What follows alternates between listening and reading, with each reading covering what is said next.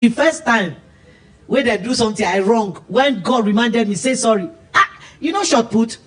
That's what they throw. Hey, be like said they carry put on top my mouth, make it open.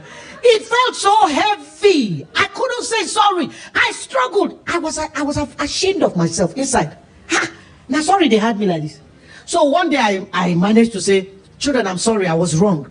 I was wrong on that one. There were only 3 at that time. Without discussing with each other, 3 of them get up, run, go down. They stood at the door, they were looking at me with this shock on their faces. I said, what's the problem? They said, Mommy, we don't understand the sorry. Because if you say for accept the sorry, you go beat us for accepting the sorry. Me and my immediate senior sister. My mom had 8 children. So me and my immediate senior sister were fighting. One of those big cooking pots. We fight. Mama don't cook big pot of ogbono soup. And so we fight, go push the thing. Pot fall. Everybody raised a lamentation on our behalf. Hey, Una don't die.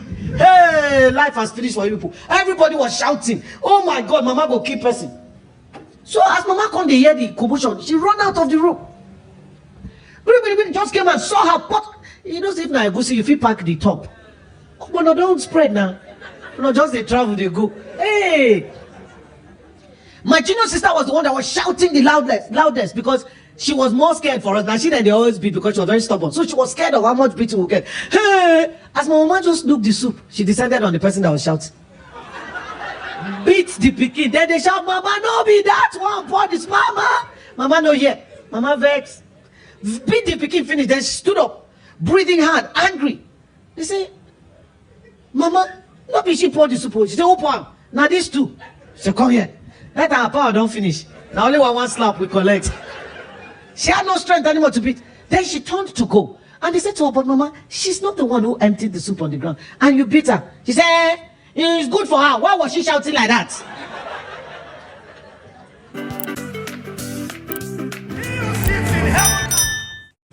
You know, one day there was something that scared us in secondary school. Thank you very much. My school was an all-girls school. We sparkle, okay, Pastor, we sparkle. I don't know why it was just hyping the men anyhow. We sparkle, we can't help it, okay, but we can also fear anyhow. So one girl started screaming at the back of the hostel and there was no light. So everybody ran out to where the screams were. And she was pointing at some white thing floating in the wind like this. In the dark, white. Everybody started running. The tall girls don't go. We did back. When I saw that the thing was now moving towards where we were, I saw one broken locker. You know the lockers they used to give us? The ones in my school were just about this high. As they run, I just see them enter inside. Lock myself inside, the thing passed. It was one of our security men. He was a Fulani man, very tall, and he was wearing a white babariga. And he had his stick over his shoulder, so he was like this, and the breeze was blowing the babariga, but we couldn't see the person who was in the cloth. So everybody was running and shouting. I just enter wardrobe. It's one of the advantages of being small. Praise the Lord. You can hide anywhere, they don't see you. Tell people, may the Lord help you as you run. Praise the Lord. Shame is one of the earliest breakers of people. Shame is one of the earliest things that bends us. Shame. You may not recognize it, but I remember myself at the age of 2. I remember my earliest memories. There are 2 of them. I was 2 years old, and both of them have to do with shame.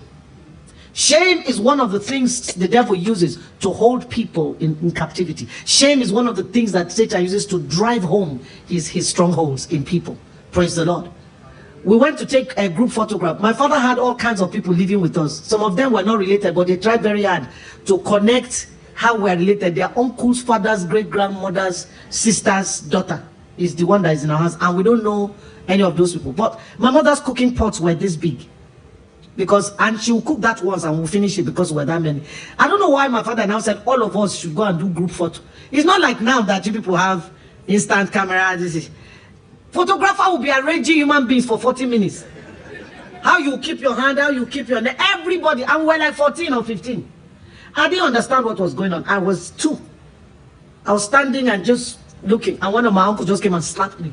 Come on, can you move? Can't you see that they're arranging people? Are you stupid? And stupid settled on me. I grew up for most of my life believing I was stupid. Because when he shouted, I looked around to see if anybody noticed him calling me stupid. Shame. That's shame. Praise the Lord. So shame is one of Satan's strongest tools. When I was smaller, my parents never used to apologize. They would do bad things like this, everybody would see, and instead of to say sorry, they would all waka come out. One day, me and my immediate senior sister, my mom had 8 children, so me and my immediate senior sister were fighting. One of those big cooking pots. We fight. My mother don't cook big pot of ogbono soup. And so we fight, go push the thing. Pot fall. Everybody raised a lamentation on our behalf. Hey, Una don't die. Hey, life has finished for you people. Everybody was shouting. Oh my God, Mama go kill person. So as Mama come to hear the commotion, she run out of the room. Just came and saw her pot. You know, if now I go see if you pack the top. But no, don't spread now. No, just they travel, they go. Hey! My junior sister was the one that was shouting the loudest because she was more scared for us. Now she that they always beat because she was very stubborn. So she was scared of how much beating we'll get. Hey! As my mama just looked the soup, she descended on the person that was shouting. Beat the pikin. Then they shout, Mama, no be that one. Pour this, Mama. Mama no here. Mama vex. Beat the pikin finish. Then she stood up, breathing hard, angry. They say, Mama, no be she pour the soup. She say, oh, now these two. She come here. That her power don't finish. Now only one slap we collect. She had no strength anymore to beat. Then she turned to go. And they said to her, but Mama, she's not the one who emptied the soup on the ground. And you beat her. She said, it's good for her. Why was she shouting like that? And my mother walked away. I was the one who poured the soup, but I was offended on behalf of my sister. I said, Mama, don't tell this pikin sorry. So in my mind, I said to myself, when I grow up, I'm not going to do that to my children. If you're not intentional, you will repeat the mistakes of the past. I found myself struggling to say sorry to my children. And one day the Lord reminded me, is this not what you promised not to do to your children when you have children? Hey, I remember that I made that vow. He said, you have to do better. You have to be an improvement on your mother. You can't be worse because you know she didn't know. Apologize to your children. The first time when they do something I wrong, when God reminded me, say sorry. You know short put?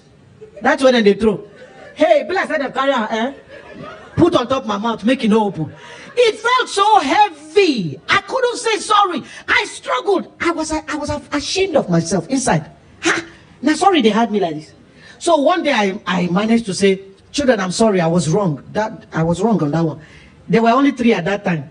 Without discussing with each other, 3 of them get up, wrong, go down. They stood at the door, they were looking at me with this shock on their faces. I said, what's the problem? They said, Mommy, we don't understand the sorry. Come with the fear, say, if we accept the sorry, you go beat us for accepting the sorry. Do you understand? You will repeat the past if you are not intentional about the future. I'm a trauma specialist, and a little girl was brought to my office, sir. 11 years old, 10 or 11, I'm not sure. And the father had been molesting her. And she said to me, she said, Auntie, when I told my mommy that my daddy has been touching me since I was 7, my daddy said I'm lying. He said that if I don't tell the truth, he will never speak to me again. Auntie, my daddy does not speak to me. He has not spoken to me. She's very close to her dad. He has not spoken to me since I told my mommy. Then she did her little hands like this. But Auntie, there is no other truth to tell now. He has been touching me since I was 7. I went into my toilet to cry. Her heart is broken because her dad has cut off from her. But she's telling the truth. That's the boundary buster dad. He breaks down the boundaries of his children with abuse. The kind of legacy he leaves for such children is that the children themselves don't know boundaries. They cannot respect boundaries. They are the kind of women that will be in abusive relationships. And they will be so abused, but they will stay there. Why? They're used to that. There are no boundaries. They will take so much chaos before they react. There's a lady that was being beaten every day. She ran to her pastor because they go to a particular church. Pastor said, look, I think you should get out of that place or something. She said, no, pastor, no. My own never bad like that though. So she said, what does that mean? The pastor said, what does that mean? He said, my friend Jane, when the husband beat her, he go push her, go outside, she will sleep for outside. My own no, they push me, go outside. When you try to help such people, don't get angry. Say, I'm trying to help you, you are still staying there. Stay now, die now. No. There's something bigger than they. What has happened to them is called trauma bonding. It's called Stockholm syndrome. They become bonded to the abuser because they now feel helpless against the situation.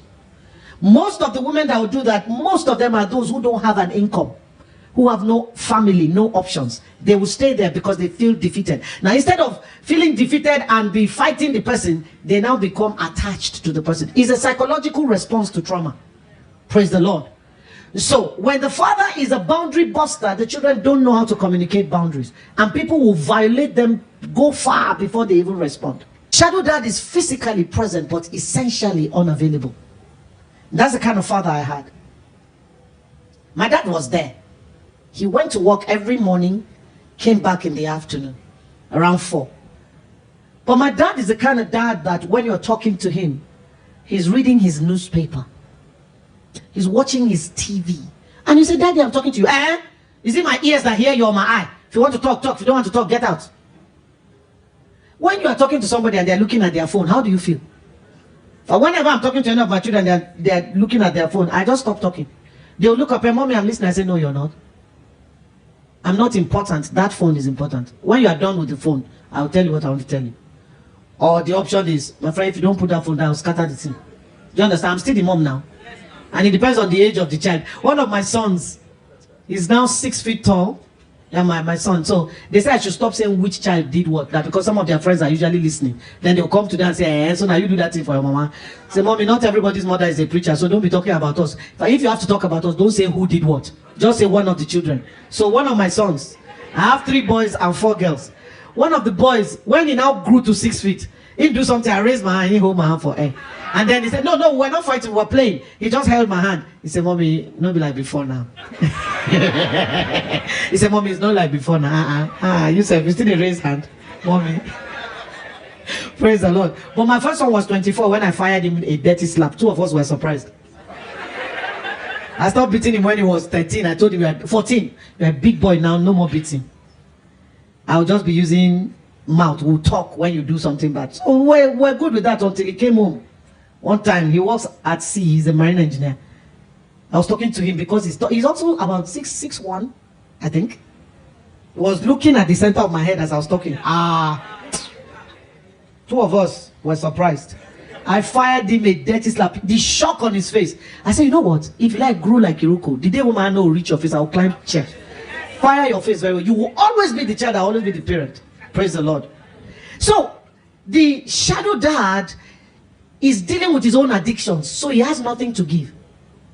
The shadow dad is probably a product of his own upbringing, so he has nothing to give. They think that once they can provide food, clothing, and shelter, they're okay as fathers. That's not what. If that's all a father is, I don't need one. I can grow to the point where I can provide my food. Have you noticed that children that are raised by fathers, maybe the mother is dead or gone, they have this attitude, oh, pity me, I don't have a mommy. They just come to you in this, that's their body language. But children that are raised by mothers, because fathers are absent, are angry. Why? That protector is not there, and they have to fight for everything by themselves. Do you know that 90 to 95% of all young men in prison grew up in homes where the fathers were absent? That's not a statistic you ignore. That's a statistic you pay attention to. So we're churning out adults into the society who are ill-fitted to function. Train up a child in the way that he should go. When he grows up, he will not depart from it. I looked up the word train. Is a phrase. In the original text, it's a phrase. And train means equip for the future. So equip your child for the future. So when he enters the future, he can function well in it. How many of you are equipping your children for the future? You allow your children to grow by themselves. It's no direction because you don't have direction. It's no vision because you don't have vision. There's no challenge because you don't challenge yourself. There is no order because you are disordered.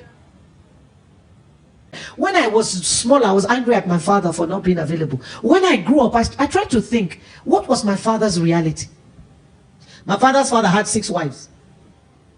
And each wife, none of them had less than 6 children. So there were at least 36 children. This man had 36 children plus 6 wives, 42, plus himself 43. He had 43 mouths to feed. There's no time for son, can we have a heart-to-heart talk? Where's the time? He was busy buying up farms. Every wife had a farm. Take your children to your farm your farm, eat your food. The father was too busy trying to provide for such a huge home. There was no time for connections. So what you don't have, you can't give. My father's reality was that his father struggled to provide. That's what my father struggled to do. My father was a fantastic provider, but I do not have many memories of any serious conversation between me and my dad. It was, daddy, school fees. Daddy, my shoe is small, I need another pair. Daddy, my clothes. Daddy, Christmas cloth. This and that. That's all we did. But he'll be there, but he was heavy in his addictions. We'll talk about that in the evening. So he had nothing to give. So I want to speak to fathers today. We can't blame the children that they're taking tangential turns or choosing gods that we didn't show them. We have to be intentional about being present. Not just physically present, but essentially available. He says, be available, and then the blessings will pour on you. I want you to pray for yourself. If you recognize the woundedness in your soul as part of your kind of father, it's time to pray about that and say, God, heal me. Put me back together again. If you recognize the kind of father you have, pray for him if he's still alive. My dad is dead. Now I make a talk the one way you do. Because if he's still alive, for the whole and small book, no, go cut my head when I reach village. My dad is dead. So I can speak about where he failed and where he was strong also. I want